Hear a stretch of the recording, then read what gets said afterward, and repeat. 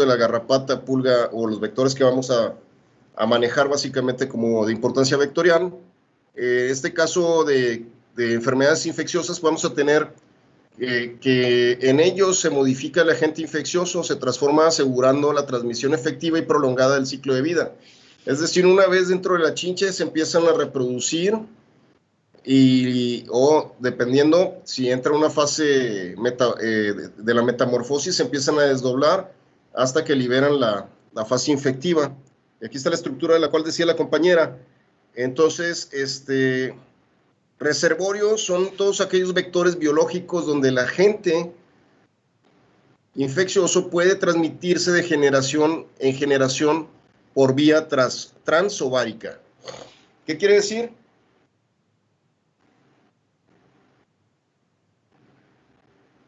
Que son estos vectores, pero que son vectores biológicos, pero que a diferencia de otros, sí tiene una transmisión vertical.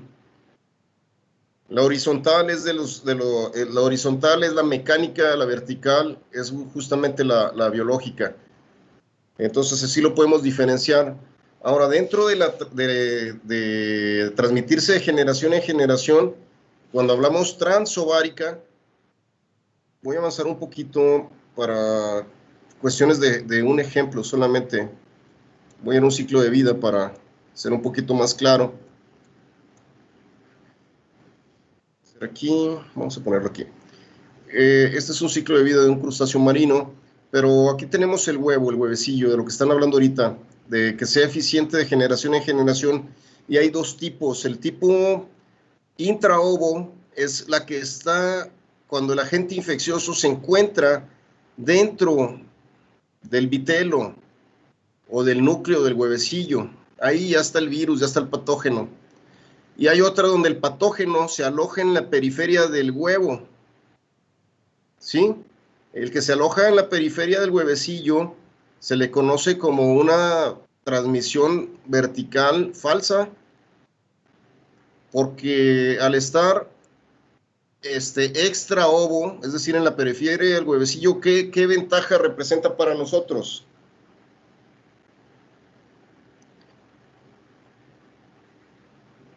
Por ejemplo, yo les voy a vender huevecillos de camarones para que ustedes reproduzcan la larva. Ese es un negocio que existe en la realidad. Tú compras los desoves, compras los huevecillos, y resulta que hay unos que cuestan $100,000 y hay unos que cuestan $1,000. Pongamos que vamos a comprar 10,000 huevecillos. Entonces, ¿cuál comprarían ustedes?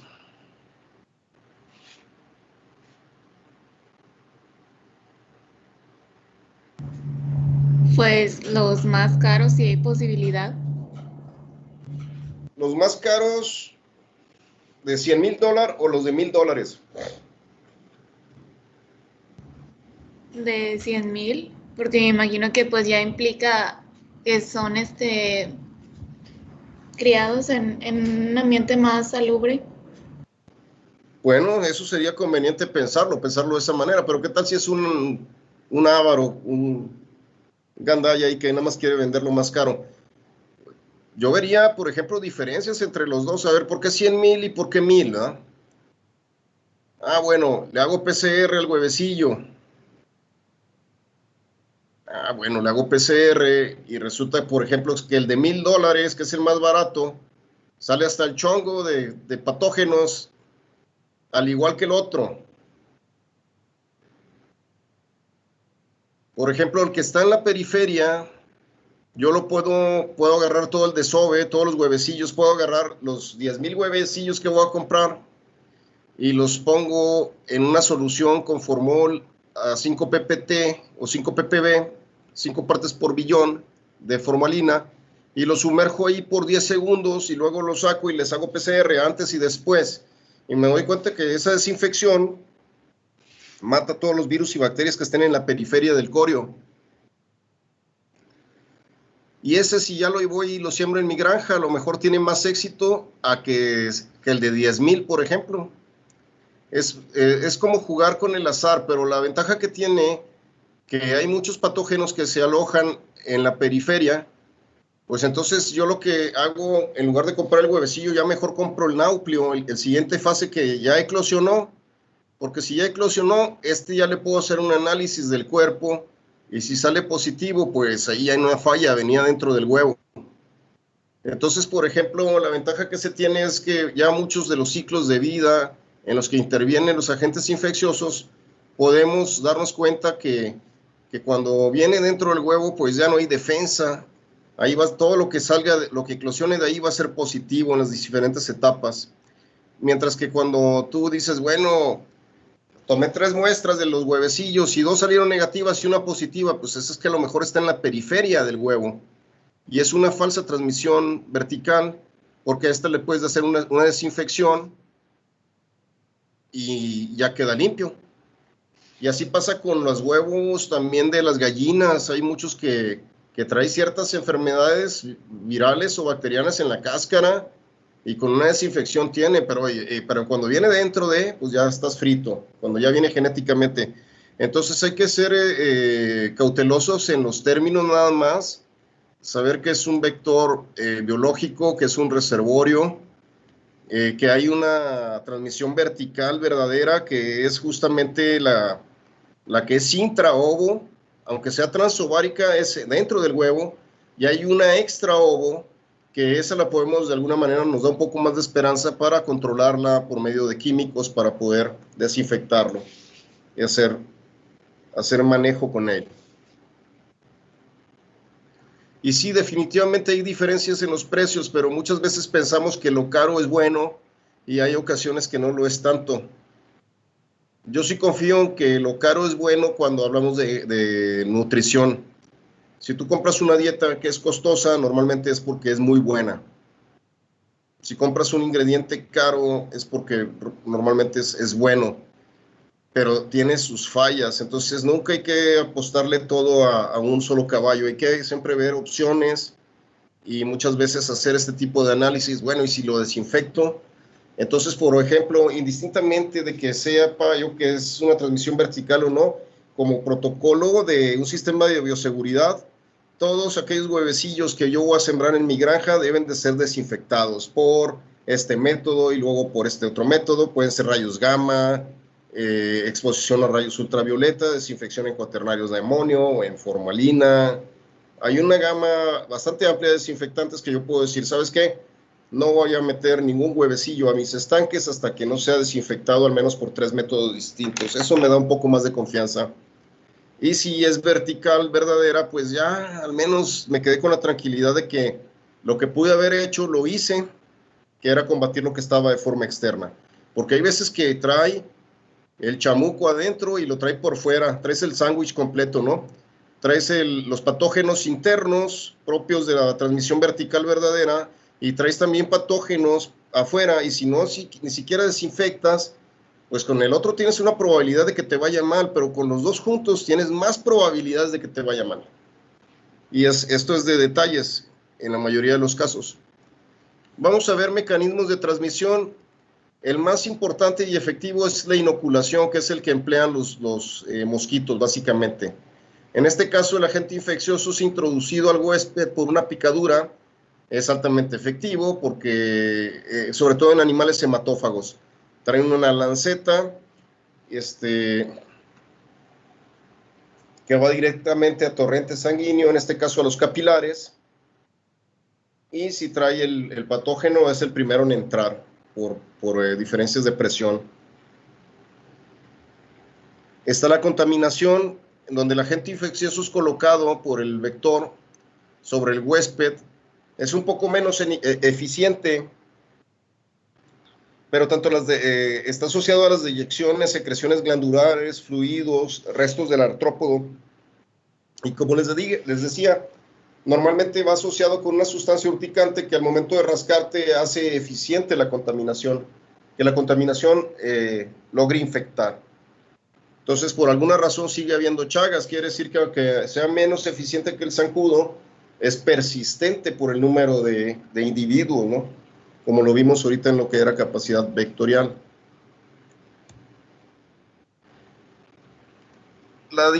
Ahorita vimos que un reservorio son vectores biológicos que tratan que normalmente logran transmitir la enfermedad. Pero si ustedes buscan reservorios desde el punto de vista de epidemiología, va a ser que es un conjunto de organismos vivos que poseen un germen, o entiéndase por germen, un agente infeccioso de una cierta enfermedad de manera crónica. Hay que hacer cuidado bastante con esta definición de reservorio, porque no es la de nuestro interés. Y fíjense, esta definición, ¿a qué les parece más?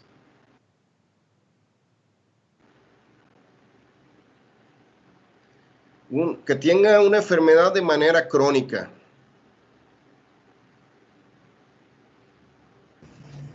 Pues que el microorganismo transporte, que el vector transporte el microorganismo en un periodo largo de su vida, o si no es toda su vida. Pero, por ejemplo, ¿no les suena como a portador sano?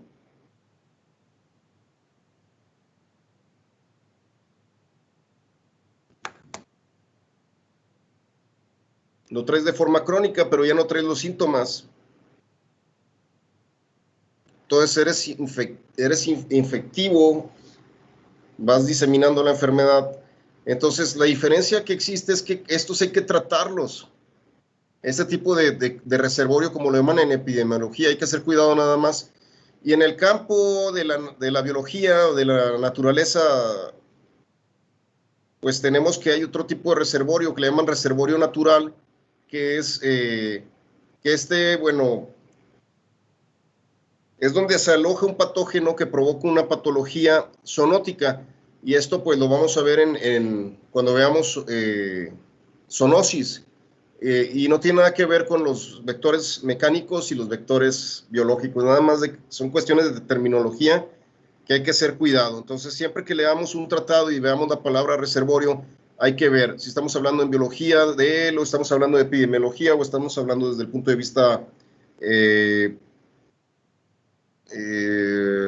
vectorial, o perdón, no vectorial, sino entomología médica. Bueno, antes de entrar a lo que son artrópodos o a la introducción de los mismos, ¿qué me pueden decir? ¿Qué leyeron de ello? Tienen un exoesqueleto compuesto de quitina y están conformados por camarón, crustáceos, arañas, insectos, y no recuerdo el otro grupo porque estaba muy raro el nombre. Donde estaban los 100 pies, ¿no? No me acuerdo tampoco, miripidios, algo así. Miriapodos, algo así. Mariposa, ¿no?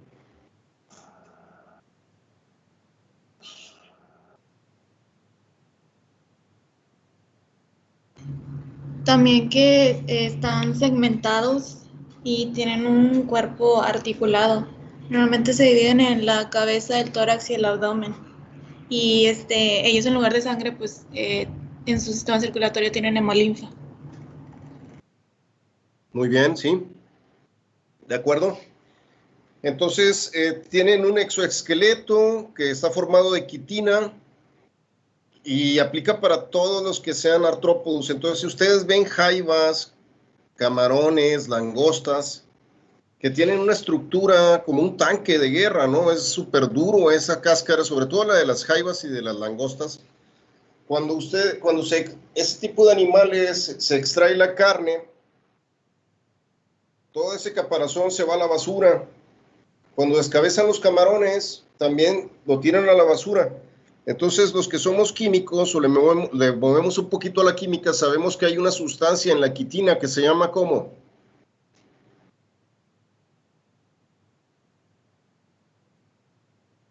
¿Han escuchado sobre el quitosano o quitosan?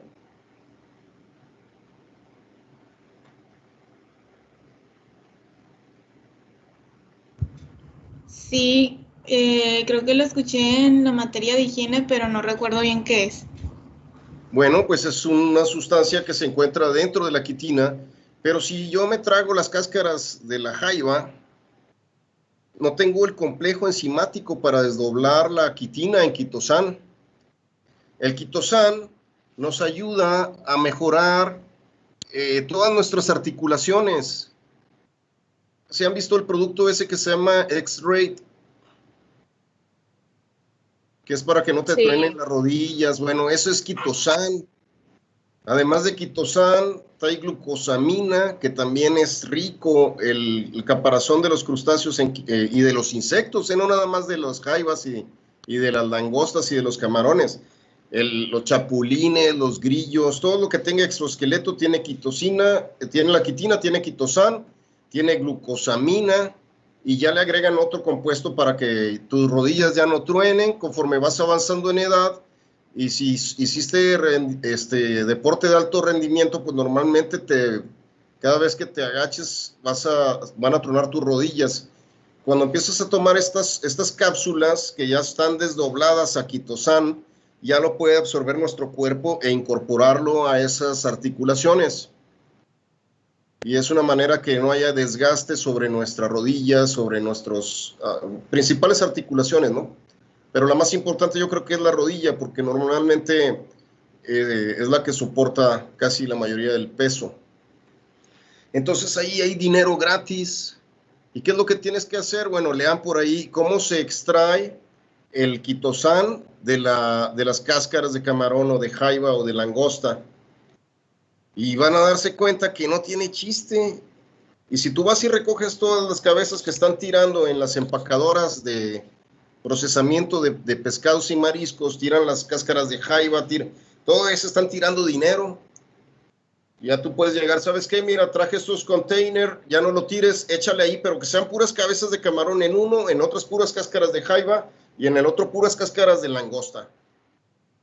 Y yo voy a pasar cada tercer día por ellas, y ya vas, te las llevas y pones tus digestiones y haces tus filtraciones y demás, y empiezas a vender tu producto a las grandes casas cosméticas de Estados Unidos o de México, o puedes poner tu nuevo producto, ¿verdad? Un poco más concentrado para que le tumbes el mercado a la otra farmacéutica. Entonces, es cuestión nada más de enfoque, cómo la basura de otros es la riqueza de otros más inteligentes, ¿no? Entonces, por ahí hay muchas cosas que se pueden mejorar en cuanto a procesos. Bueno, una vez comentado esto que me avanzaron sobre los artrópodos, vamos a ver la presentación que es básica. Normalmente como generalidades tenemos que son animales que pueden ser terrestres, acuáticos o algunos que son de vida aérea. Indistintamente cuál sea su forma definitiva, muchos de estos tienen ciclos de vida que incorporan el agua. Pueden ser terrestres definitivos, pero primero tuvieron metamorfosis en el agua. O acuáticos que tuvieron todo el tiempo en agua. O estos aéreos que muchos tuvieron una vida acuática y después una parte terrestre y finalmente fueron de vida aérea. Por ejemplo, las libélulas, el dragonfly famoso, las catarinas. Este es un mundo diferente. Las catarinas nosotros... Ustedes ven una catarina y ¿qué les inspira? ¿Les inspira terror? ¿Te dan ganas de esconderte abajo de un coche cuando ves una catarina? No, ternura. Todo lo contrario. Todo lo contrario. Pero si estuvieras en ese pequeño mundo, son unos verdaderos bastardos esas catarinas. Esos son unos depredadores bestiales y sin compasión. Como las fases larvarias de la libélula. Tú ves una libélula, ¡ay, ternurita! Pero si vieran el ciclo de vida, no, hombre, son unos demonios. Por eso dicen dragonfly, por eso le dicen... tienen su razón, son unos verdaderos demonios esos animalitos. Y es un mundo pequeño, pero resulta que esas catarinas, yo también tenía una idea bien diferente. Cuando me puse a leer un artículo, dije, estos son el ejemplo a seguir. Y ya que vi el nombre científico, ¿verdad? Y dije, voy a buscar imágenes, que voy viendo la catarina. Todo me imaginaba, no sé, algo parecido a una tarántula en pequeñito o algo así terrorífico, ¿verdad? Como me dibujaron en el artículo, en mi mente, ¿no? Y que voy viendo la catarina, dije, no puede ser que esta cosa tan tierna sea descrito de esa forma, y ya me puse a leer otros tratados y platicando con entomólogos, me dicen, no, sí, dice, y ecológicamente tienen una importancia muy buena en la cadena trófica. Si no hubiera catarinas, hubiera mucho desequilibrio y hubiera depredadores más terribles en el ámbito entomológico. Bueno, son generalidades. Retomando, existen al menos poco más de 1 millón de especies de artrópodos que han sido descritas, muy por encima de las 90,000 especies de moluscos y mucho más que los vertebrados, que son 40,000 y 90,000. Y aquí viene lo mejor. Si hasta ahorita llevan 1 millón solamente, se estima que falta de 5 a 9 millones más por describir de artrópodos. Entonces, ¿cuántos serán de importancia vectorial? ¿Cuántos serán de importancia para producción de proteínas? ¿Cuántos serán de importancia tóxica? Pues hay mucho trabajo por hacer. Y ahí está el área de oportunidad de la cual les digo. Afortunadamente todas tienen quitina, y si están pensando en lo del quitosán, créanme lo que hay muchas cosas que se pueden hacer con el quitosán, no nada más lo de las articulaciones. Cuando lo pones con otras moléculas puedes curar enfermedades o puedes manejarlo para la estética, o para la medicina deportiva. Entonces piensen en esos esquemas.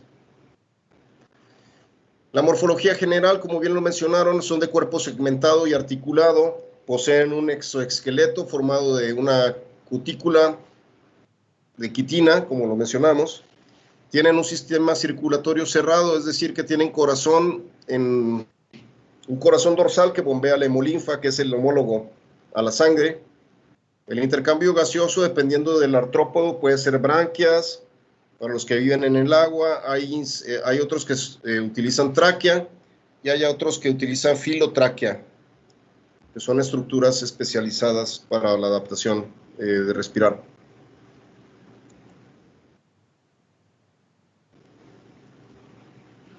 Bien importante, tienen una simetría bilateral. Si hacemos un corte en el centro, debe tener las mismas estructuras externas del lado izquierdo que del lado derecho. Esa es una característica. Las patitas se les llama apéndices, tienen anténulas, tienen antenas, tienen 2 pares de ojos, normalmente tienen unos ojos simples y otros compuestos. Los ojos simples son como los nuestros, ven hacia adelante y en los mismos ángulos. Los compuestos son una gama de lentes que tienen visión 360 grados. Como bien mencionaron, hay unos que habían dicho que en cabeza, abdomen y ¿qué? Tórax. Y tórax.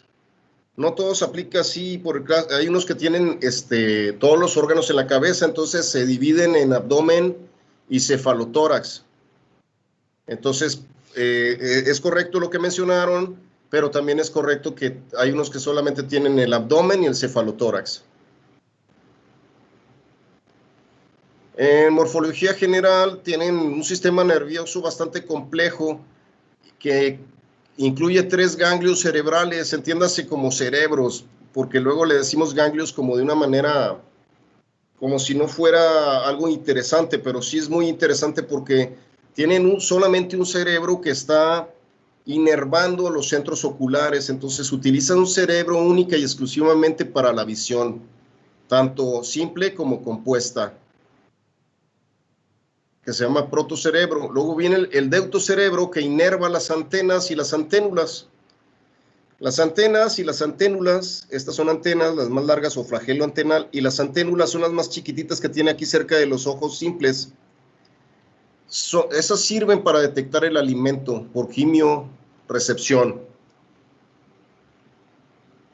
Captan la química en el aire, la química de los alimentos en el aire, de sus presas o del alimento fresco o de las frutas o del polen. Es como lo utilizan, y utilizan un cerebro específicamente para eso, que es el deutocerebro. Y luego trae el titrocerebro, que es el equivalente a nuestro sistema nervioso central y periférico. Entonces inerva los cordones nerviosos ventrales y toda la musculatura estriada. Entonces ahí empieza a verse cosas muy, muy interesantes con estos bichos. Por ejemplo, pueden no tener ojos, pero mientras estén las anténulas, por muy ciegos que estén, siempre se van a encontrar su alimento. Pero por lo contrario, si tienen sus ojos y no tienen las anténulas, pues van a batallar para hallar su alimento. Bastante van a batallar porque se da por cuestiones químicas más que de visión o de vista. Entonces, por ejemplo, hay personas que trabajan con otros invertebrados marinos.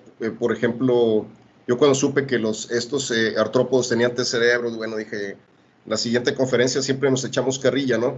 Entonces, por ejemplo, a mí siempre me grillan el camarón, ¿no? Que tiene una velocidad de crecimiento terrible y que no sé qué. Entonces, un señor que trabaja con pulpos me presumía que el pulpo tenía 3 corazones, ¿no? Pues sí, y dije, bueno, pues a mí me tocó hablar de un pequeño copépodo que es un artrópodo diminuto. Y iba a presumir lo de los cerebros, pero dije, no, se la voy a dejar para dentro de 2 años porque nos reunimos cada 2 años en un simposio y decidí mejor criticarle los 3 corazones a su pulpo porque él lo veía como una ventaja, ¿no? Y yo lo vi como la desventaja que si... ¿Cuál es la desventaja de tener 3 corazones? Pues necesitas mucha energía para bombear la sangre. Bueno, O a lo mejor ocupas menos, ¿no? Pues son 3. 3 trabajando al 30%. Vas a vivir 2/3 más, ¿no? Obvio es una broma, ¿no? Con lo que le salí. Le dije que la desventaja era que se lo iban a romper al menos 3 veces en su vida, ¿no? Si no te repusiste de una, ¿cómo te vas a reponer de 3? Hablando del corazón, en artrópodos acuáticos lo tienen aquí en esta región donde se junta el cefalotórax con el abdomen. Y siempre los dibujos, cuando vean sistema circulatorio, van a aparecer de color rojo y de color azul. ¿Qué quiere decir ese diagrama de colores o ese esquema de colores? ¿Qué te indica? Acá vemos azul De llegando la sangre oxigenada, ¿no? Por supuesto. Cuando está morada es retorno venoso. Quiere decir que ya fue a la parte del cuerpo a entregar el oxígeno y viene morada. En este caso la hemolinfa la dibujan morada o azul.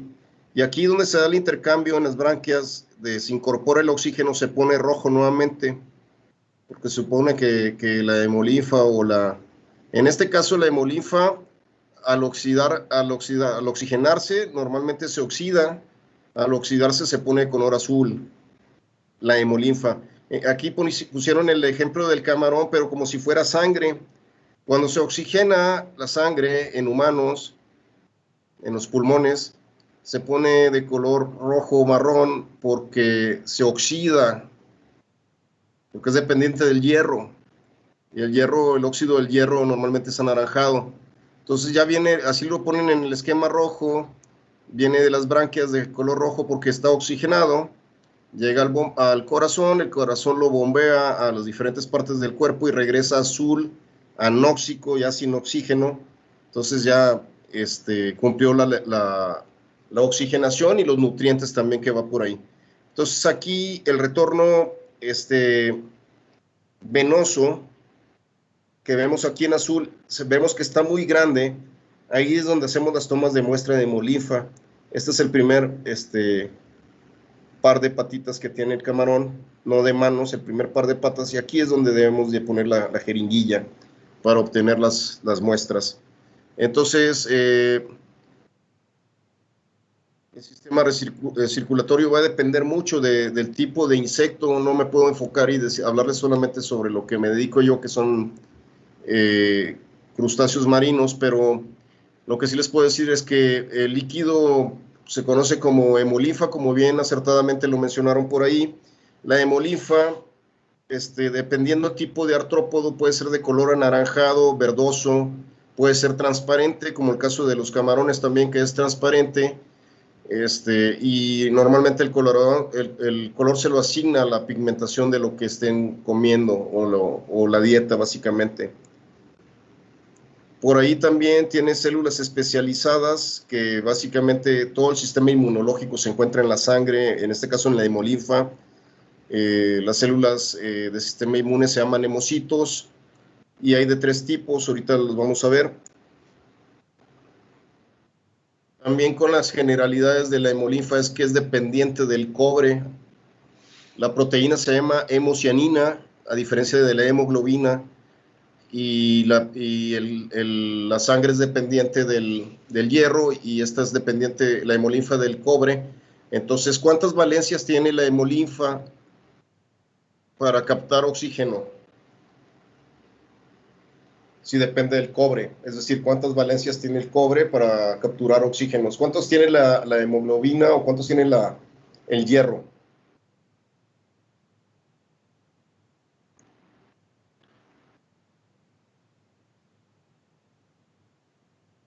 Una hemoglobina, ¿cuántos oxígenos transporta?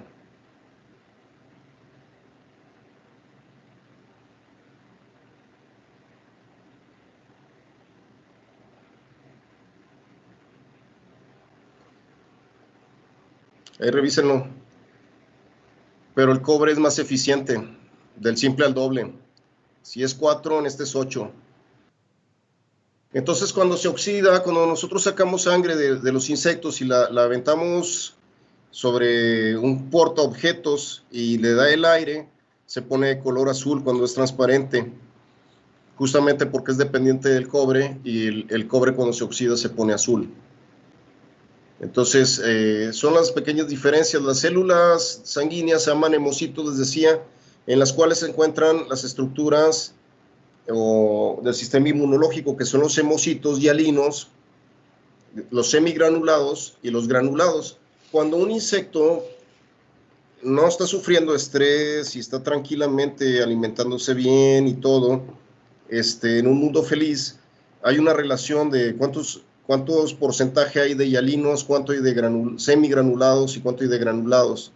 Lo que sí les puedo decir es que conforme se estresan o se enferman, esa relación cambia y los hialinos se transforman casi todos en semigranulados y cuando están combatiendo contra un virus, una bacteria o cualquier patógeno, hay una gran cantidad de granulados y estos casi siempre se convierten en estos, entonces es una sucesión. Entonces, los gránulos que se están formando aquí, que después acá los empiezan a liberar, es donde vienen todas las reacciones inmunológicas, los betaglucanos, betacarotenos, la fenol oxidasa, todo el sistema inmunológico que vamos a ver la próxima clase depende de estas 3 células sanguíneas. La importancia de la hemolinfa para los que nos dedicamos a especies de este tipo es de que es el principal tejido para hacer diagnosis de enfermedades. Entonces, tenemos que pensar siempre en invertir, en hacer anticoagulantes, en diseñar nuestros anticoagulantes para preservar bien el tejido, para poder hacer una diagnosis eficiente.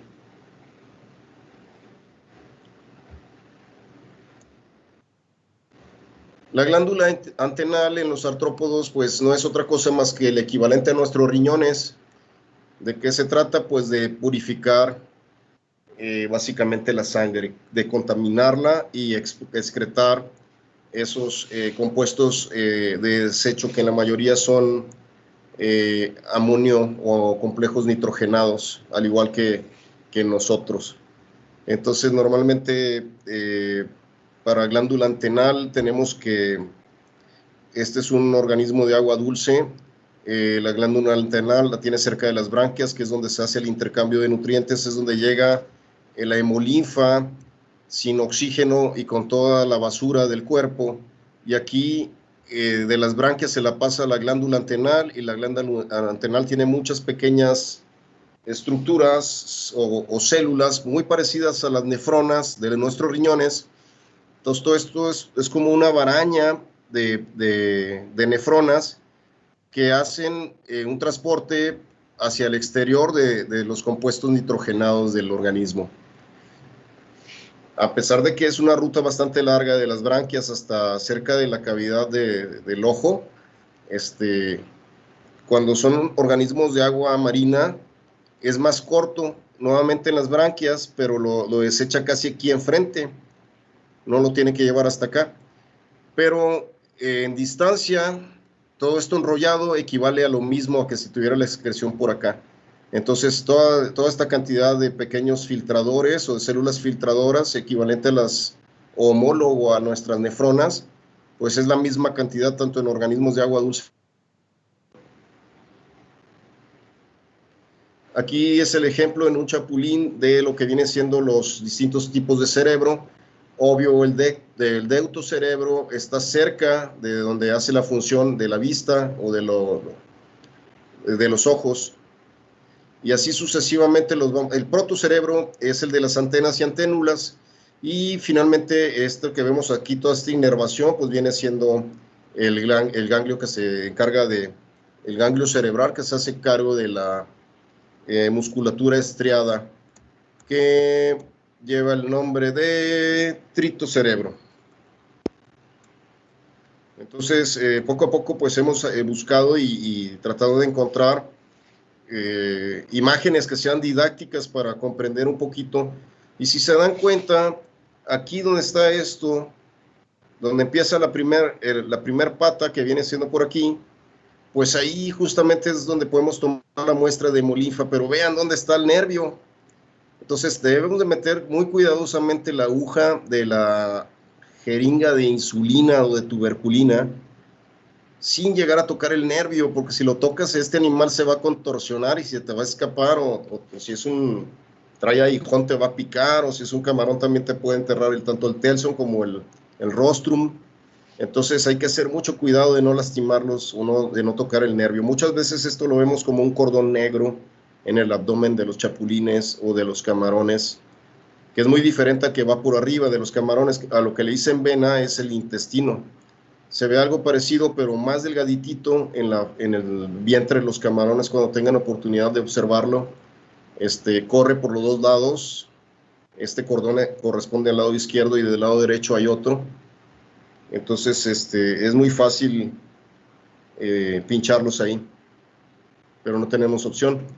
Por último, lo que es reproducción. En cuanto a la reproducción, tenemos que hay una metamorfosis completa, la cual obedece a un huevo, después a una larva, a una pupa y a un adulto. Es el ciclo de vida de los zancudos. Estos son los huevecillos o desove, como decía ahí, huevo, cigoto o desove. Entonces, el organismo embrionario que está ahí, pues está alimentando del vitelo propio que tiene ahí. Conforme se lo va terminando, se transforma en lo que conocemos de una larva. La larva pasan unos ciertos días, en este caso, pues ya no hay de dónde eche mano, ya no hay vitelo, de dónde comer. Entonces, aquí lo importante es conocer qué es lo que, sus hábitos alimenticios. ¿De qué se alimenta la larva del zancudo? De microalgas, de zooplancton, de bacterias. ¿De qué se alimenta? Eso es importante porque es la manera de romper el ciclo. Pues si son microalgas, pues yo puedo poner una microalga con una toxina para que lo mate, ¿no? Y luego viene la pupa. Bueno, ¿qué hábitos tiene la pupa? No, pues que es omnívora o es carnívora. Bueno. Y después ya viene el adulto. ¿De qué se alimenta un adulto del zancudo que todavía no está en edad reproductiva? Digamos que no es sexualmente activo. ¿De qué se alimenta el macho y de qué se alimenta la hembra antes de ser activo sexualmente?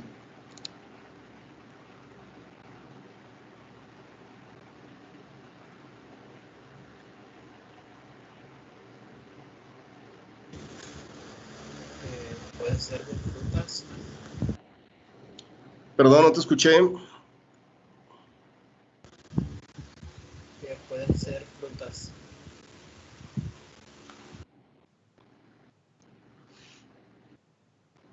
Muy entrecortado, no quiero decir boberías, pero ¿alguien escuchó? Creo que le entendí frutas. Bueno, yo también entendí frutas. Sí, justamente, más que de las frutas, de las flores, se alimentan del néctar de las diferentes flores, tanto macho como hembra. La hembra toma las proteínas suficientes para madurar sexualmente al igual que el macho, y una vez que se reproducen, la hembra grávida, una vez que queda preñada, se hace hematófaga por la necesidad de proteína más sustanciosa para poder llevar a cabo el término del huevecillo y ovopositar en el agua. Entonces, eso es importante conocer. El macho creo que al reproducirse muere, no estoy seguro, pero lo vamos a ver más adelante. Pero sí, cada vez que vean un ciclo de vida, pregúntense de qué se alimenta cada fase una vez que dejó el vitelo, ¿no? La necesidad del vitelo. Dejó el vitelo, bueno, se alimenta de microalgas en el agua, o si es de vida libre en la tierra, pues de qué se alimenta, porque es la manera de saber cómo controlarlos. No, es que se alimenta de tal planta, pues sencillo, ya quito la planta y se acabó la rabia, ¿no? Se muere de inanición, ¿no? Se murió de amor, de mordidas, ¿no? Hay que poner, por ejemplo, si en estas fases de aquí, tanto larva como pupa, yo puedo poner en algunas especies de peces carnívoros que se alimentan de estas. Este es alimento muy bueno para bagres, para carpas, para tilapias, incluyendo los huevecillos. Entonces, cuando vemos programas de sustentabilidad o de supervivencia que se van al monte, Alaska y así, casi todos tienen peces. Y en el verano hay un zancudal que es un contento, entonces los peces mantienen a raya a los zancudos. Entonces, ellos no se angustian porque saben que finalmente es proteína para sus bichos, ¿no? Pero sí, es difícil hacerlo en la ciudad, tener peces, entonces tenemos que buscar estrategias para controlar a las diferentes fases. El del camarón que les decía, bueno, eclosiona el huevecillo, sale un náupleo, dura unos 6 días de náupleo, y luego brinca a zoea. En este caso, se alimenta de microalgas, luego aquí ya se alimenta de zooplancton, desde zoea 2, aquí dura 3 días, la zoea 1 es un día, la zoea 2 eclosiona al segundo día, y la zoea 3 es al tercer día, después brinca a misis, y en misis dura 3 fases también, de un día cada una, y luego se convierte en poslarva. La poslarva va desde poslarva 1 hasta poslarva 15, un día por fase, y ya es cuando se empieza a parecer más a un camarón. Pero las poslarvas, desde huevecillo hasta poslarva, dura el ciclo de vida más o menos 21 días, pesan 8 miligramos, y de 8 miligramos a 35 gramos lo logran en tan solo 4 meses. Entonces nos damos cuenta que tienen un metabolismo súper eficiente comparado con una vaca, con un cerdo, con un ave. Es el que más eficientemente crece. Nunca he visto un camarón con tumores, tampoco he visto un camarón con cáncer. He dedicado a lo que son camarones en cuanto a calidad de agua, prevención de enfermedades, diagnóstico de enfermedades, control de enfermedades en camarones, en jaivas. Desde 1994 que estoy trabajando con ellos, nunca he visto un camarón con cáncer. Entonces yo creo que aquí debe tener algunos compuestos bastante interesantes para controlar el cáncer. Entonces por ahí pues andan buscando por otras áreas y a lo mejor siempre lo han tenido enfrente la solución. El otro tipo de metamorfosis es la incompleta o gradual. En este caso del huevo o cigoto, simple y sencillamente se convierte en ninfa y luego en adulto. Es decir, eclosiona el huevecillo y ya está el bochito, y siempre va a ser un bochito, ¿no? La chinche siempre va a estar con el mismo cuerpo. Los piojos igual, también es la pulga del mismo estilo. Todos son de importancia vectorial. Y pues son los dos tipos de metamorfosis hasta ahorita identificados con claridad. Después viene algo que son las relaciones entre los organismos que ustedes debieron de haber visto en primero o segundo semestre, como es el caso del mutualismo. La presentación la subiré al Teams. El caso de las abejas y la polinización, ¿no? Que es una relación de mutualismo, sacan provecho ambos. Protocooperación, y así sucesivamente, el comensalismo,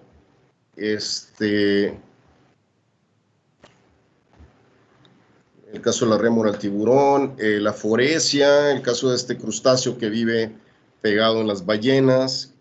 Entonces ahí son relaciones entre los animales que debemos de conocer porque tienen que ver con la interacción que les había mencionado del medio ambiente, el hospedero y el vector. Esta imagen me imagino que ya la habían visto alguna vez por ahí y trata de los diferentes animales y las muertes que causan por año en el mundo. Entonces un tiburón normalmente causa, al igual que los lobos, 10 decesos por año.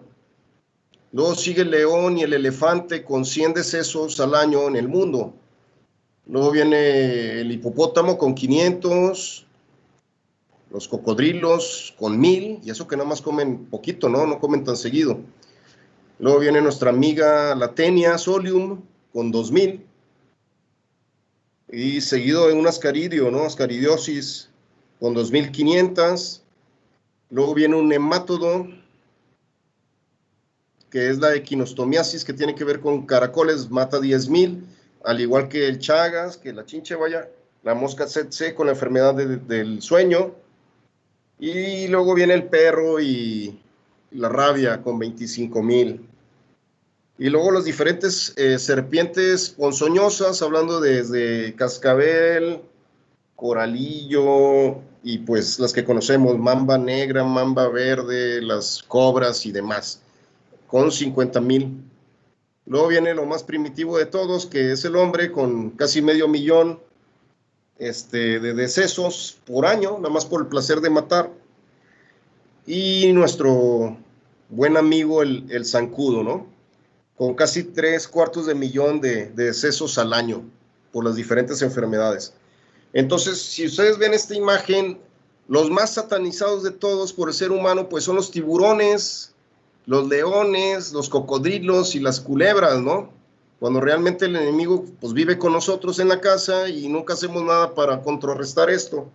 Tenemos la casa llena de cacharros en el patio y un montón de cosas acumulando, tirando basura a los arroyos y todo lo que no debemos de hacer para fomentar el hábitat de los zancudos, pues lo hacemos. Cuando si nos ponemos a pensar de forma natural, ¿cuántos encuentros de forma natural, cuántos encuentros tendría que tener un tiburón con un humano para que se den esas 10 muertes? Pues yo creo que en un mundo normal no debería de haber ningún deceso. ¿Qué demonios tienes que andar haciendo en el mar para que te traiga un tiburón, no? Siendo honestos. Entonces, ¿para qué los cazas? Porque eso de fomentar que las aletas fomentan la fertilidad y que son buenas para la reproducción y demás, pues la verdad es que no es cierto. Eso no es cierto y satanizas a la especie y luego la andan queriendo exterminar, cuando realmente hay otras especies que deberíamos de exterminar y que ecológicamente no tienen tanta relevancia como... No quiere decir que no la tengan, ojo, sí la tienen los zancudos, por algo están aquí, deben de tener su función, pero también debemos de tener cuidado con cómo nos manejamos o cómo procedemos para el control de las mismas. ¿Dudas o comentarios hasta aquí, jóvenes? No, profe. No, perfecto. ¿Seguros? No. Ok. Nada que agregar. ¿Qué les parece? La clase, digo, es como normalmente me manejo. No sé cómo quieren que se siga manejando de la misma forma. O quieren que implemente cosas distintas, no sé, me interesa su opinión. Pues hasta ahorita en lo personal me ha gustado mucho. Usted siento que hace la clase muy amena y pues está muy bien para mí en lo personal porque, o sea, explica muy bien. Y aparte pues nos da ejemplos aplicados, no simplemente lee las diapositivas.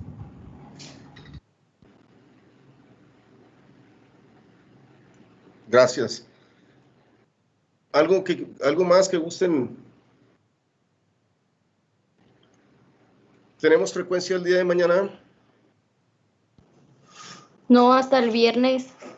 Hasta el viernes, ok. Sí. Bueno, entonces continuamos con el curso el viernes. Creo que vamos a ver sistema inmunológico.